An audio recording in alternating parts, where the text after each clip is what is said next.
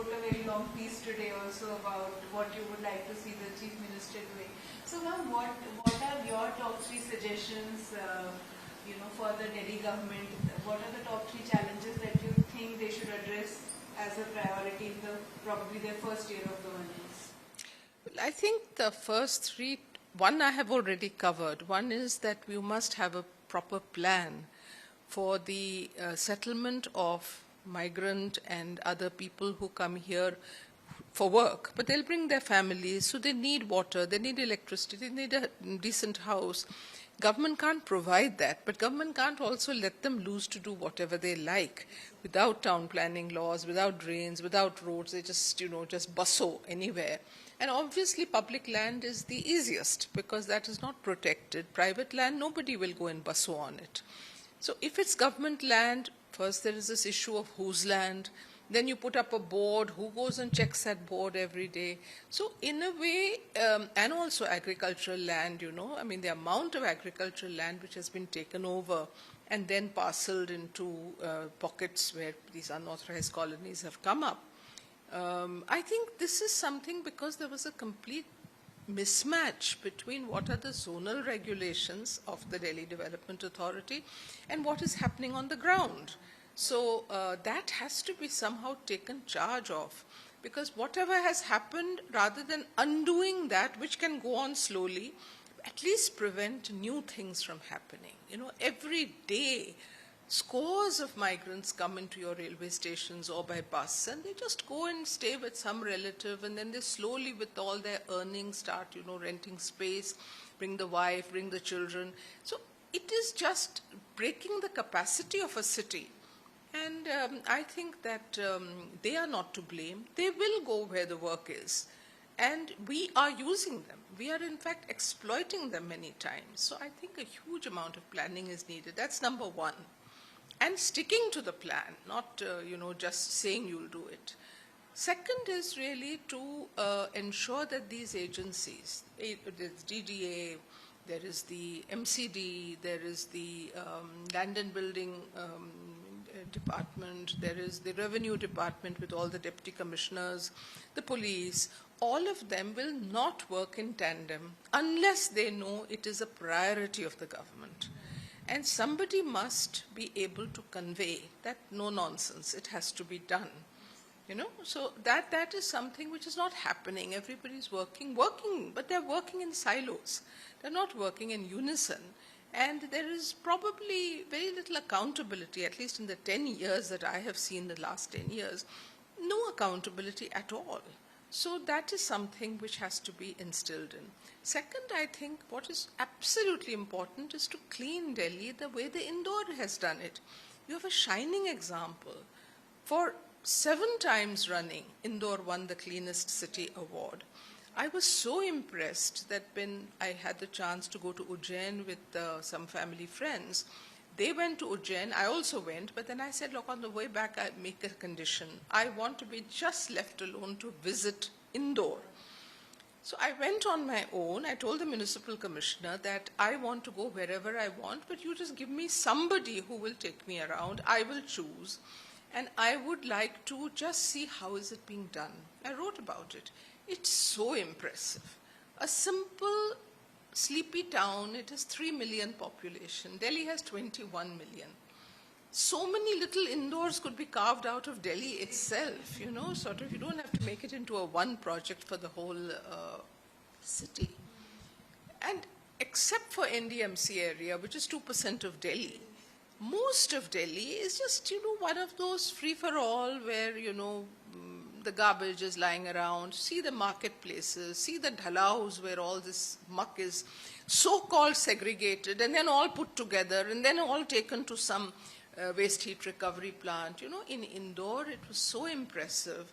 There were not 1 or 2, there were 6 tins in which you had to segregate. Who picked up the garbage? It was not some outsourced agency. It was the municipal corporation.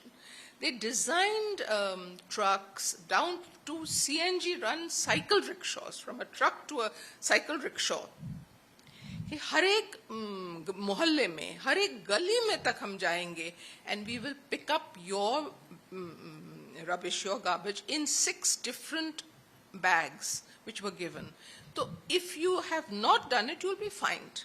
If a neighbor complains, they will put up a picture, the municipal corporation will check it, usi ke waqt fine ho jayega. And the fine was pretty high and now is almost come down drastically because people don't do this kind of thing. But if you keep saying, hum fine bhi nahi karenge, hum bolenge ki hum segregate kar rahe hain. You know, I have been segregating in my house from 2018. We make compost and we use the compost on the plants that I grow. Small plants, nothing great. But we don't buy any compost and we don't put any kitchen waste out. Nothing. Every chilka, every banana peel, every pyaz, sab kuch wahan pe jata hai. This is so easy to do. But you need not to tell people कि भाई आपको करना है, जुर्माना लग जाएगा अगर नहीं होगा. Do it. जुर्माना लगाइए. Or then, having segregated it, it has to be handled in a way that it produces CNG and it is able to run buses. Indore is running about, in those days, 150 buses throughout, just on this Kuda. I visited Indore in, I think, 23 January. Not so far away, not so long ago, and not so near also. But their work has been written upon internationally also. It's a great event. But there, the mayor and the commissioner worked in tandem. So what does it take? It takes politicians to get bureaucracy to cooperate with them, and bureaucracy to see that way, हमारे पास ताकत है. They have so much authority under the Act. They're not exercising it. They're not exercising it because they don't know which day they'll be chucked out. They'll be, who told you to do this? Complaint aa jayega. But if the message from the top is no complaints are going to be tolerated, this is your work, just get on with it. It'll happen. So, ma'am, you spoke about the multiplicity of agencies in Delhi, that something is under DDA, something is under PWD, something, and these agencies also have different centers they report to, like DDA reports to the central government, PWD to the Delhi government, MCD to the LG, and so on. So, ma'am, how do you think this multiplicity of agencies poses as a governance challenge, being you as... No, it is a huge challenge. Let me just give you one example. You will understand it very easily. I think from 2018 to 21, the National Green Tribunal put me on something which they call the Yamuna Monitoring Committee. Yes. And which meant really that we were dealing with 16 stakeholders. उनमें से आप निकालिए गुड़गांव को और उत्तर प्रदेश को, तो 16 में से 14 तो दिल्ली में है ना.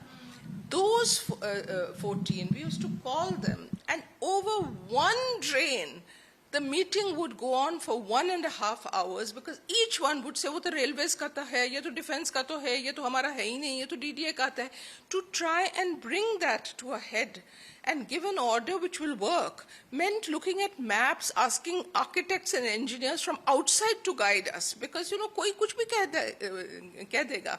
But that is why I'm saying that micromanagement will have to be done by competent people. I'm not saying by bureaucrats. You will have to have technocrats to help you to do that, architects, engineers, people who know what drains and things are like, and to look at the master plan. There are so many master plans for drainage, so many master plans for roads. Delhi does not have a proper drainage plan till now. It has been in the works since very long time. Yes, yes. It can be done, and I'm not saying that only in my time it was done. Not at all. Things were, not perfect even then.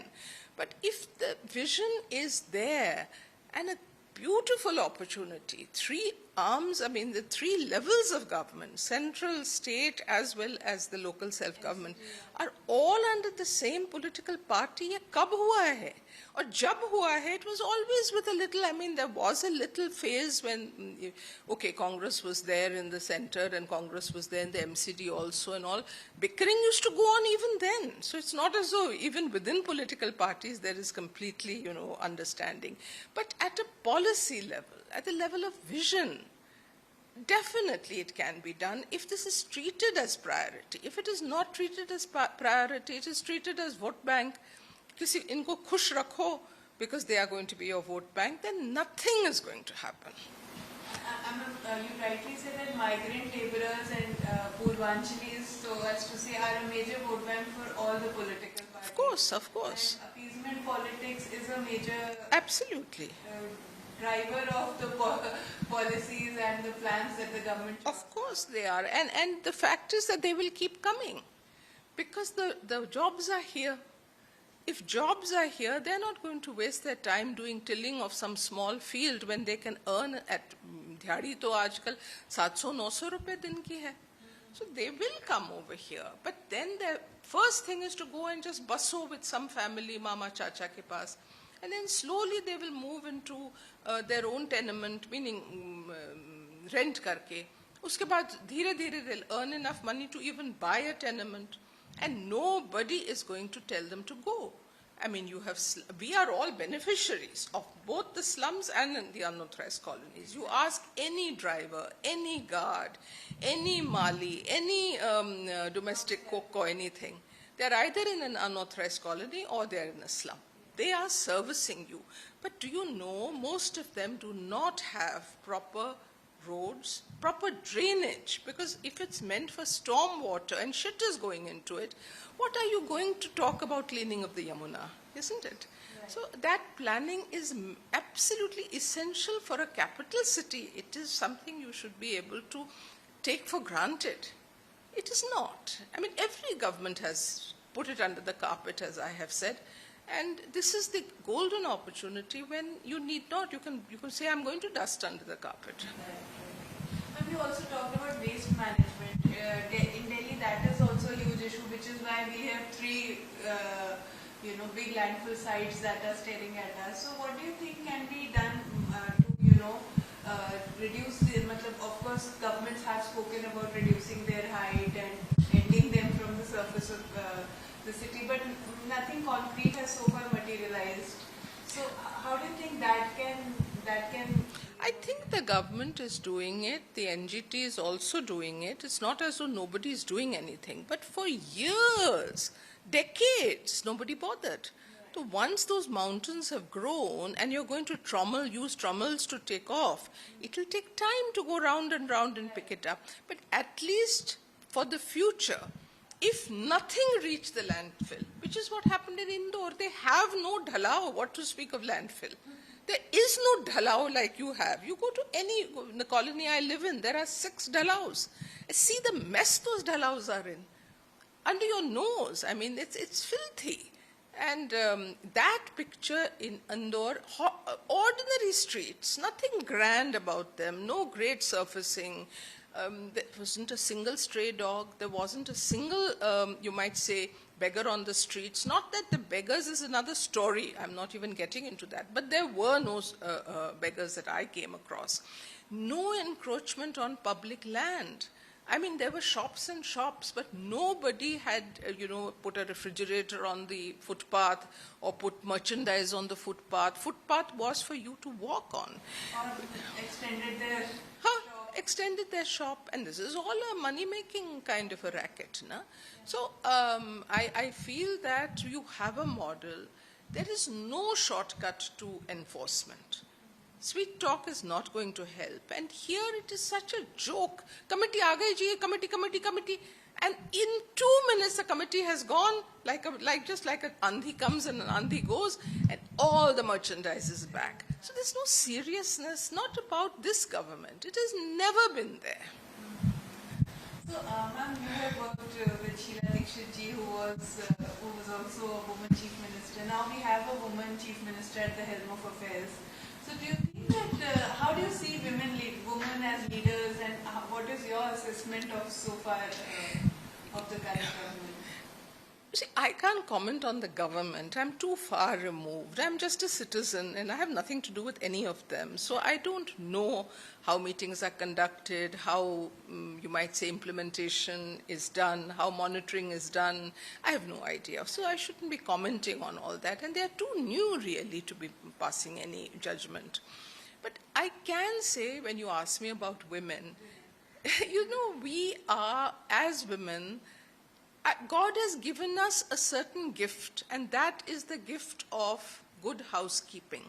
And good housekeeping translates into good housekeeping on the roads, in the public transport, in the way the schools are managed, in the way the markets are managed, because good housekeeping requires what method? It requires cleanliness, it requires some sort of attention to detail.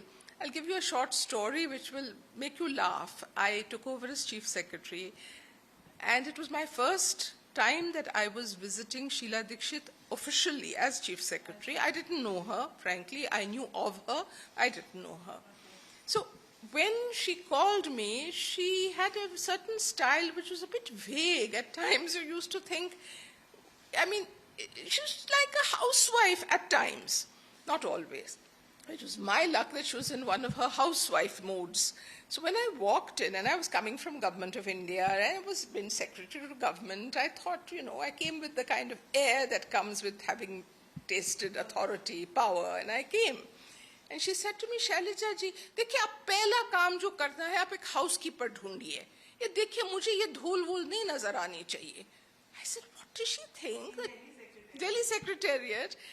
And I said, the Chief Minister thinks the Chief Secretary is going to look for a housekeeper as her first priority to remove the dhul from the trellis work or whatever that is, because she showed me that bandhul hai. I was very, I felt very, really, you might say, diminished in my sense of what a Chief Secretary is supposed to be. And then I realized it was only a passing message, but for her, that was as important as her discussion on many more serious things. That is where the difference with women come. I mean, I think when women take over a new office, they don't bother about, ye bhi diwar todo, wo bhi khidki todo, aur bada banao, bada table lagao, bada sofa lagao. They don't do that. They're much more bothered. Are there plants in the room? Do the visitors have a decent place to sit? Are the toilets completely without any smell, not only there, but in the whole building? These are the things women notice. And I'm not making, you might say, trying to trivialize it. But the fact is that these are the things which are different about the way a woman reacts. Not that all women are perfect and not that all men are perfect. So please don't draw a conclusion from what I'm saying. But the story only elaborates that you can't always choose a woman chief minister and plant a woman chief minister, but women do have a certain knack of observation, of looking for cleanliness, neatness, orderliness, which helps.